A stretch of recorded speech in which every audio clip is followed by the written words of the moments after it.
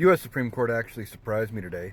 Now, Virginia had asked them to act on an emergency basis and intervene because they were trying to purge 1,600 voters from the voter rolls, saying they were ineligible to vote, even though we're hearing that some of the people purged were actually citizens who have even never left the country. Some have never left the county they were born as far as the residency goes. Well, Virginia tried to purge these voters. A judge said last week that it's too close to the election. The Voter Registration Act of 1993 says you can't purge the rolls.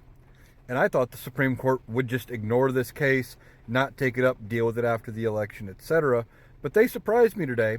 They granted an emergency injunction against the lower court's ruling, unsigned, of course, in what appears to be a 6-3 decision, with the 3 liberal justices dissenting, and are going to allow Virginia to continue this purge of the voter rolls.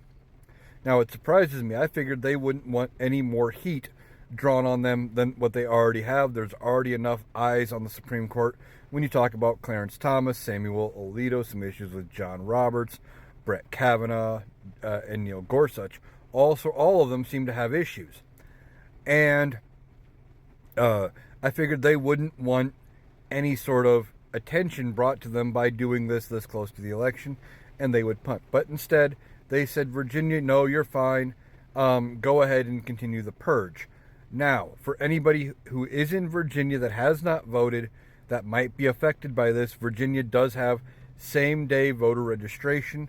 So when you do go to vote between now and Election Day, you can register, or re-register in this case, and still be allowed to cast a ballot in the November general election. So you can still vote if your name was accidentally part of this purge. We're finding out some people, it might have been just they missed a box, etc., when they were filling out forms at some point. So if you were affected, you will still be able to vote. I am surprised that the Supreme Court sided with Virginia on this.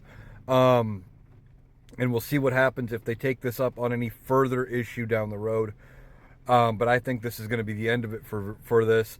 But I also think it's not good news for Virginia and any Republicans that are running in Virginia, because people are going to be mad.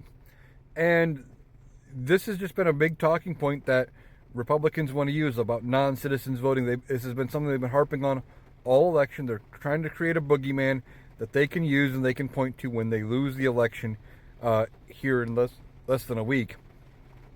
Because I believe Kamala Harris is going to win. She is going to have a favorable House, and she is going to have a favorable Senate. Even though the math looks hard, I think it's going to happen.